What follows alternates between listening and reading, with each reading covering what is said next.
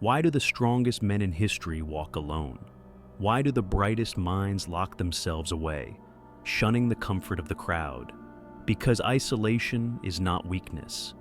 It is the crucible where mediocrity burns away and true strength is forged. We live in a world terrified of solitude. Look around. People cannot sit still without pulling out their phones, cannot walk without earbuds, cannot be left alone with their thoughts for even 5 minutes. Modern society has trained us to fear silence, to fear the mirror of our own mind. But here lies a dark truth. The mind that cannot be alone is weak, and the mind that endures isolation, willingly, consciously, becomes unbreakable.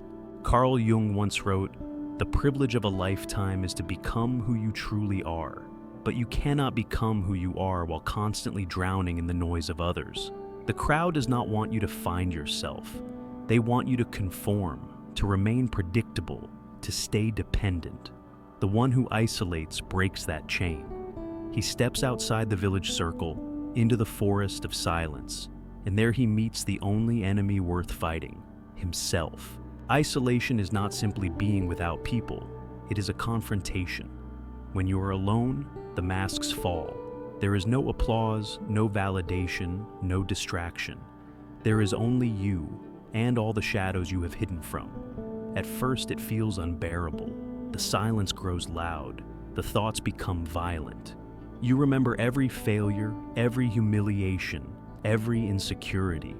This is why most run back to the crowd. They cannot stand the mirror of solitude, but those who endure it change. Consider Friedrich Nietzsche. He wrote much of his philosophy in solitude, wandering the Alps alone, wrestling with despair and madness. It was in isolation that he declared, "He who has a why to live can bear almost any how." His mind, broken yet sharpened by solitude, gave birth to truths that still burn today. Or think of Nikola Tesla, eccentric, reclusive, mocked by many. But in his lonely nights, he dreamed up the inventions that shaped the modern world. Even Jung himself withdrew into near madness during his confrontation with the unconscious.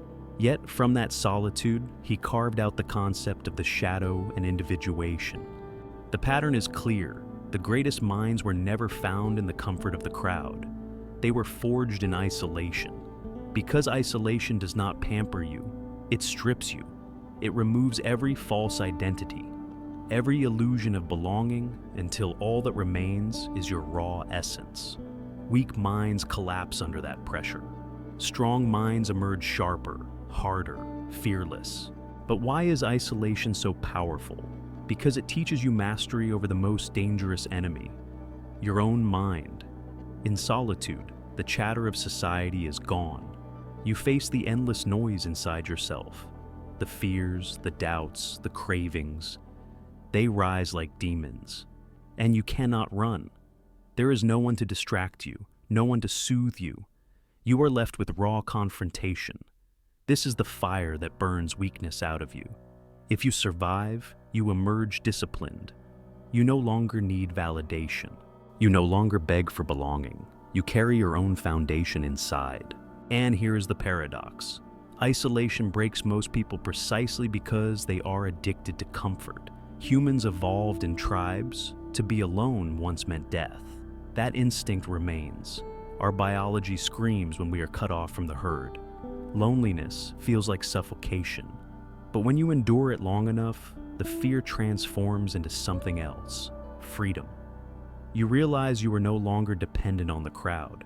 You do not need their noise to exist. You stand alone, and that is when you become untouchable. This is why Machiavelli observed that rulers must learn to detach from the opinions of others.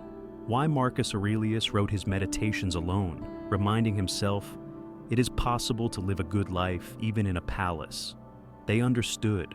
Greatness cannot be built in dependence. The crowd gives comfort, but comfort softens. Isolation gives pain, but pain sharpens. Think about your own life. How often do you run from silence?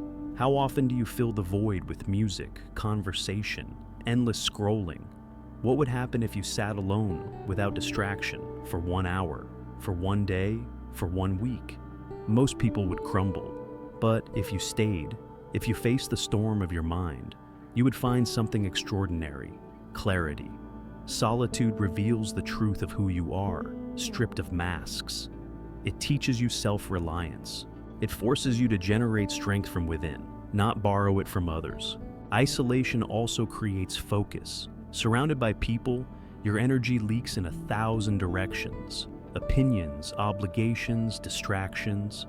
Alone, you discover the ruthless discipline of single-minded pursuit.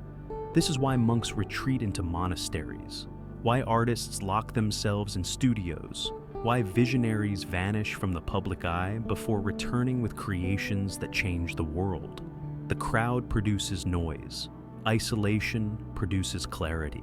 Of course, there is a danger. Too much isolation without purpose does not create strength. It breeds madness. Nietzsche collapsed into insanity. Kafka drowned in his alienation. Sylvia Plath took her own life. The fire that forges can also consume. This is why solitude must be wielded like a blade, sharp, disciplined, intentional. Isolation without purpose is hell. Isolation with purpose is transformation. And so, here's the hidden truth. If you want to build a strong mind, you must learn to endure isolation, not as punishment, but as training, not as rejection, but as initiation. The crowd will tell you solitude is loneliness. They are wrong. Loneliness is when you crave the crowd and cannot have it. Isolation is when you walk away from the crowd willingly to discover what lies within. That choice separates the weak from the strong. The world fears solitude because in solitude you discover the truth, and the truth makes you dangerous. Isolation is not the absence of company, it is the presence of truth. In part 1, we saw how solitude strips you down, forcing you to confront your own demons. But let us dive deeper. Why does isolation create such unshakable psychological strength? The answer lies in what is lost and what is gained when the noise of the world is removed. First, what is lost? Distraction, validation, the constant chorus of other people's expectations. In the crowd, you are never fully yourself. You are always a fragment, adjusted, edited, softened to fit. Alone, you lose that comfort. There is no one to applaud you, no one to rescue you, no one to mirror your worth. It feels like death to the ego. And in a way, it is. The false self begins to crumble. The identity built on approval collapses. What remains? The raw, unfiltered self. This is terrifying, but it is also the beginning of authentic strength. Consider the modern entrepreneur. Many startup founders describe the early years as brutally lonely. They work long nights with no applause, no recognition, often mocked by friends and ignored by family. Yet, it is in that silence, where most would quit, that resilience is born. The ones who endure isolation return with companies, products, or ideas that change the world. The crowd sees the success. They never see the nights of solitude that forged it. Athletes too understand this. The strongest competitors are not those who thrive only under the lights of the stadium, but those who endure the endless, lonely hours of training when no one is watching. The discipline of waking up at 4 a.m., the pain of repeating drills in silence, the choice to keep going despite the absence of validation. That is where strength is created. Champions are not built in the noise of the crowd. They are built in the silence of their own discipline. Isolation teaches another lesson: self-sufficiency. In the crowd, you borrow energy from others. When you are cheered, you feel strong. When you are ignored, you feel weak. But in solitude, there is no borrowed energy. You must generate your own. And when you learn to do that, you become untouchable. You no longer collapse when others withdraw their support. You no longer beg for permission to exist. You become, in the words of Emerson, a self-reliant soul. There is also clarity. Surrounded by people, your thoughts are clouded by their voices. Alone, the fog clears. The great writers and thinkers understood this. Thoreau withdrew to Walden Pond to distill life to its essentials.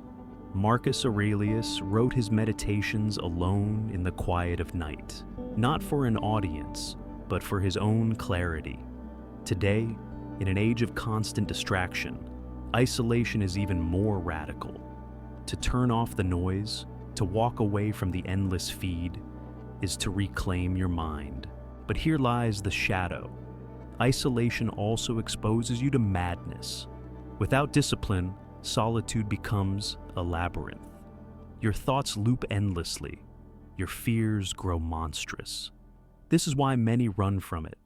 They mistake solitude for emptiness because they never learn how to inhabit it. True isolation is not simply absence, it is creation. It is the space where you build, where you focus, where you wrestle with your inner chaos until order emerges. Modern psychology confirms this. Studies show that solitude, when used intentionally, enhances creativity, increases self-control, and strengthens problem-solving. But involuntary loneliness corrodes mental health, leading to despair. The difference lies in choice and purpose. If you choose isolation to grow, it becomes strength. If you are forced into loneliness without meaning, it becomes poison. The strongest minds are those who transform solitude from a prison into a forge. Think of Elon Musk sleeping alone in factories during Tesla's near collapse, enduring years of mockery. Think of Steve Jobs retreating into silence in India before reshaping technology. Think of great artists locked away in their studios, forgotten for years, before unveiling works that change culture. What unites them is not talent alone, but the willingness to endure isolation when others ran back to the crowd. But let us be honest, isolation hurts. The silence cuts deep. There will be nights when you feel abandoned, when you question your path, when despair whispers that you should give up. This is where the strength is born, not in escaping the pain, but in enduring it without collapsing. Jung would call this integration of the shadow. You face the fear of being alone, the terror of insignificance, the voice that says you are nothing without others, and you do not run. You sit with it.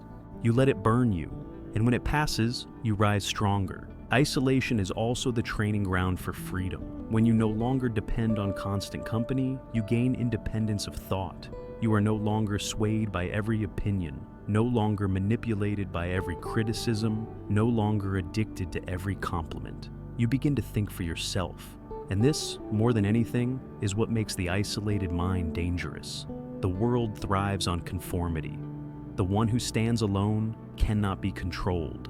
The man who has conquered isolation is no longer a man who needs the world. He is a man the world now needs. Isolation is a double-edged blade. In one hand, it forges kings. In the other, it carves madness into their minds. If solitude is the crucible where strength is born, it is also the abyss where countless souls have been lost. The same silence that sharpens can also devour. Jung understood this well. To enter into yourself is to walk into a wilderness where angels and demons alike dwell. What you find depends not only on your courage, but on your ability to hold the tension between light and darkness. History is filled with examples of both.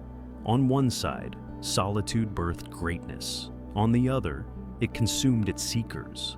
Nietzsche emerged from isolation with visions that challenged the foundations of morality, only to later descend into madness, muttering incoherently on the streets of Turin. Sylvia Plath poured her lonely nights into poetry that still pierces the human soul, but isolation became unbearable, and she ended her own life. Vincent van Gogh, alone with his canvases, produced colors that vibrated with otherworldly intensity. Yet the silence of his mind fractured him. These stories reveal a truth. Isolation magnifies whatever you carry inside. If you enter solitude with intention, it forges clarity. If you enter unprepared, it amplifies despair. This is why solitude is dangerous. It removes distractions, and without distraction, your inner chaos grows louder. The insecurities you bury beneath busyness, the trauma you hide behind conversation, the anxieties you silence with noise, All of them surface in isolation. To survive, you must face them directly. And most people cannot. Jung would say this is the confrontation with the shadow. The shadow is not evil in itself. It is the collection of what we deny, what we repress, what we fear. In solitude, the shadow rises because there is nowhere left to hide. The one who denies it will collapse. The one who embraces it will integrate it, becoming whole. This is why isolation destroys some and strengthens others. The difference is not solitude itself, but how the shadow is faced. Even in modern life, you see this contrast. Some retreat into solitude to create, and they return with books, inventions, art. Others retreat into solitude and drown in addictions, paranoia, or nihilism. The environment is the same. The difference is the mind. Isolation is not neutral. It is a mirror. It reflects your strongest qualities and your darkest weaknesses, magnified beyond recognition. But this is precisely why isolation is necessary for true growth. In the crowd, you can pretend. You can wear masks, hide flaws, distract yourself. Alone, the masks fall. And yes, this is terrifying because it means you are confronted with the raw, unedited self. But only in facing that self can you grow beyond it. Jung called this individuation, the process of becoming whole. And individuation cannot happen in noise. It demands silence. Think about it. Why do monks retreat into caves, deserts, or monasteries? Why did prophets and sages throughout history step away from society before returning with revelation? Because the human mind, left alone long enough, breaks apart. And in breaking, it rebuilds differently. Isolation forces disintegration of the old self, and from the ruins, a stronger, clearer self can be born. But not everyone survives the breaking. And modern psychology echoes this. Extended sensory deprivation experiments show how quickly the mind unravels in isolation. Hallucinations, paranoia, emotional breakdown. And yet, short-term solitude, when chosen and intentional, shows the opposite effects. Deeper creativity, higher self-awareness, stronger problem-solving. The knife cuts both ways. The key is whether you enter isolation with purpose or whether you stumble into it unprepared. Take the example of modern creators, writers, coders, artists. Many describe the painful necessity of isolation. They feel misunderstood, cut off, sometimes mocked for disappearing. But in their solitude, they enter flow states, tapping into depths unreachable in constant company. Then, when they emerge, they return with something only solitude could have produced. But if they remain too long without balance, the very isolation that gave them vision begins to erode their humanity. The trick is not to avoid isolation, but to master its rhythm. This is why isolation creates the strongest minds, because only the strongest can endure its paradox. Weak minds run back to noise at the first sign of discomfort. Strong minds stay. They wrestle with despair, with boredom, with self-doubt, with the endless shadow. And in staying, they build a resilience that cannot be faked. They become dangerous not because they never feel fear, but because they no longer collapse under it. Yet, we must not romanticize it. Isolation is not a pleasant journey. It is violent. It is stripping. It will show you the meaninglessness of much of what you thought mattered. It will confront you with the fact that most of your relationships are shallow. Most of your desires are borrowed. Most of your ambitions are hollow. This is unbearable for many. But for those who endure, this confrontation destroys illusions and leaves only essentials. From that minimal foundation, true power is built. In the silence, you will hear your demons scream. But if you do not run, you will also hear your soul whisper. That is the gift hidden in the danger of isolation, clarity. The strong mind does not emerge by avoiding the shadow, but by integrating it. The person who survives solitude learns not only who they are, but who they are not. They become immune to superficial approval because they have walked through a deeper hell. They become free not because the world has changed, but because they no longer fear being alone with themselves. And this freedom terrifies the world. Because the one who has mastered isolation cannot be controlled. They do not need constant praise. They do not bend easily to shame. They are not enslaved by the fear of being abandoned. They have already faced abandonment, already tasted loneliness, and survived. The strongest minds are forged in isolation because they know something the crowd does not. That solitude is not emptiness, but liberation. The crowd gives you comfort. Isolation gives you a crown. We have seen how isolation can both elevate and destroy, how it reveals the shadow and magnifies the self. But now we step closer to its ultimate function. Why isolation is not just an experience, but a necessary initiation. Without it, there is no true self. Without it, there is no strength worth speaking of. Look at the structure of every rite of passage in history. The warrior sent into the wilderness, the monk retreating into a cave, the prophet wandering the desert, the initiate removed from the village, separated, stripped, tested. Only after surviving solitude are they welcomed back, not as the same person, but as someone transformed. Isolation is not an accident of greatness.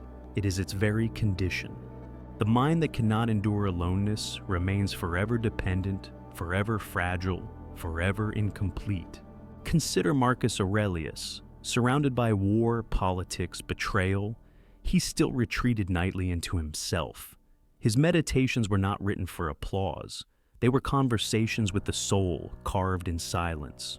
Or think of Jung himself, confronting visions so terrifying that he nearly collapsed into insanity, yet he endured them alone, and from them gave psychology a new language. These men were not made strong by the crowd. They were made strong by their isolation. But the modern world despises solitude. It is engineered to prevent you from ever being alone. Notifications, entertainment, endless noise, all designed to keep you from hearing yourself. Why? Because isolation breeds independence, and independence breeds resistance. A society built on consumption and conformity cannot tolerate minds that no longer need it. That is why isolation is the ultimate rebellion. By stepping away, you break the chains. When you embrace isolation, you begin to see the patterns of the world differently. The lies become clearer, the games more transparent. The approval of others loses its grip because you have learned to survive without it. This is why isolated minds are dangerous. They are not swayed by the shallow tides of popularity. They do not fear exile because they have already lived it. They do not crumble under criticism because they have already judged themselves more harshly than anyone else ever could. Isolation teaches sovereignty. To be sovereign is to be self-governed, to be ruled not by fear of abandonment, but by the authority of your own will. This is the secret behind the aura of strong individuals. People sense it. They may not know why, but they feel that this person cannot be easily broken, cannot be easily bought. That aura is the silent crown of isolation. It is earned in silence, in nights of despair, in hours of staring into the abyss and refusing to blink. But let us make this darker truth explicit. Isolation demands sacrifice. To become strong, you will lose things. You will lose the comfort of constant company. You will lose the illusion of being understood by everyone. You will lose the cheap validation that keeps most people afloat. Sometimes you will even lose friends and family who cannot comprehend your path, and you will suffer deeply. But this suffering is the price. You cannot have the strength of solitude without paying in loneliness. This is why so few ever walk this road. They prefer the crowd, even if the crowd weakens them. They prefer noise, even if it drowns them. They prefer illusions, even if it enslaves them. But for the rare ones who endure the silence, a different fate awaits. They come out with eyes sharper, wills harder, and minds freer. They are no longer citizens of the crowd. They become their own kingdom. Isolation also sharpens discernment. When you live in constant company, you accept whatever energy surrounds you. Alone, you learn to filter. You learn who is truly worthy of your presence because you no longer need anyone. The relationships you eventually choose are not out of desperation, but out of strength. This transforms love, friendship, partnership. They cease to be dependencies and become conscious choices. The strongest minds choose their companions not because they cannot be alone, but because they have already mastered aloneness. But isolation is not a permanent destination. It is a forge. Metal does not remain in the fire forever. It is taken out, cooled, and shaped. Likewise, the mind does not stay isolated forever. It enters solitude to be remade, then returns to the world carrying what it has forged. The difference is that now it moves through the world without fear. Because once you have lived with your own demons, the demons of society lose their power. And perhaps this is the deepest gift of isolation: freedom from illusion. You see people not as gods or saviors, but as flawed beings. You see success not as salvation, but as fleeting. You see failure not as death, but as instruction. The illusions that once controlled you shatter, and in their place, a harsher but more liberating clarity arises. He who has endured isolation fears nothing, for he has already faced the terror of himself. That is why isolation creates the strongest minds. Not because it removes fear, but because it teaches you to live with it. Not because it guarantees happiness, but because it gives you something higher than happiness: resilience, authenticity, sovereignty. And so, when people mock you for being alone, when they whisper that you are strange, when they pity your solitude, remember, they do not understand the path you are walking. They cannot, because they are still afraid of silence. But you are being tested, refined, sharpened. Your crown is invisible now, but in time, it will show. Isolation is not exile, it is initiation. The path of self-improvement is filled with small tests: discipline, consistency, resilience, failure. But there is one trial that stands above them all, the trial that separates the weak from the unbreakable: isolation. You can fake discipline when others are watching. You can fake confidence when the crowd is clapping. But you cannot fake strength when you are alone.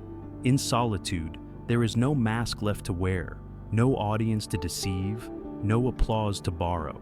There is only the naked self and the silence that does not lie. This is why isolation is the ultimate test. It strips away illusion and reveals whether you are strong enough to live without the world's crutches. The gym may build your body, books may build your knowledge, failure may build your resilience, but isolation builds your essence. It is the weightlifting of the soul. If you can survive solitude, you become someone who does not crumble when the world abandons you. If you fail solitude, you remain forever chained to the crowd, unable to breathe without constant validation. History whispers this truth again and again. The prophet in the desert, the warrior in exile, the philosopher in his cell, the artist in his garret, all of them endured the agony of silence before bringing forth their vision. And make no mistake, it is agony. Isolation is not romantic. It is not soft candlelight and gentle music. It is nights of staring into nothing, days of questioning your worth, hours of facing the chaos in your own head. It is the confrontation with madness itself. But if you survive it, if you refuse to run, you come out different. You come out armored in a way the world cannot touch. Carl Jung understood this in his confrontation with the unconscious. He walked willingly into visions that nearly broke him. But from that solitude, he brought forth the shadow and individuation, the keys to understanding the psyche. Nietzsche, in his lonely mountain walks, broke apart morality itself and returned with words that still ignite minds today. These men were not extraordinary in spite of their isolation. They were extraordinary because of it. But let us be brutally honest, most people fail this test. They drown in loneliness, mistaking it for emptiness. They run back to the noise of the crowd, content to be distracted, content to never face themselves. And maybe that is merciful, because solitude is merciless. It will expose your wounds, magnify your fears, amplify your regrets. To stay in isolation is to willingly bleed, but that bleeding washes away illusions, and what remains is truth. The strongest minds are those who learn to love this bleeding, not because they enjoy pain, but because they understand its necessity. They embrace solitude as the blacksmith embraces fire, not for comfort, but for transformation. Fire burns, but it also forges. Solitude wounds, but it also remakes. There is also a hidden paradox. Isolation does not make you antisocial. It does not make you incapable of love or friendship.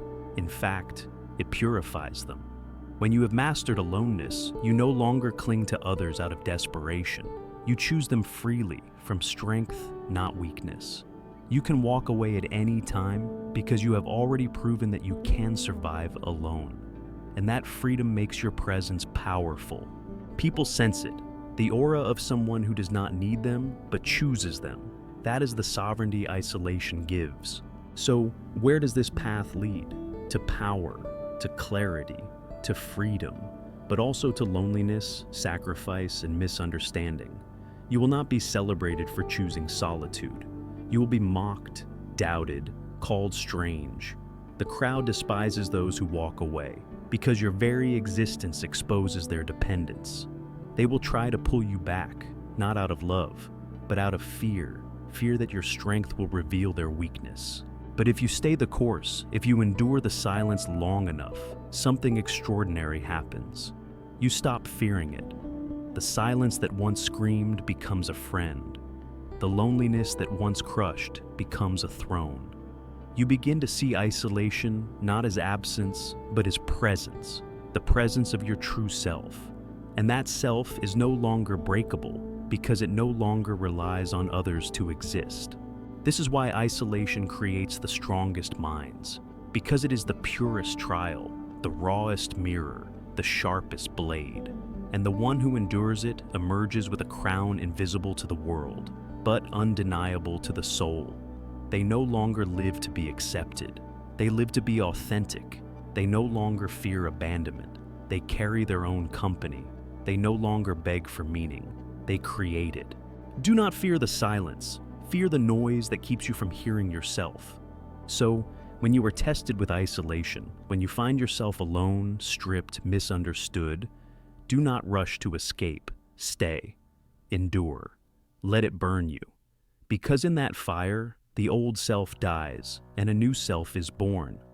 And that self will not be weak, fragile, or dependent. It will be sovereign. It will be unshakable. It will be you. Isolation is not exile. It is the initiation you must survive to become who you were always meant to be.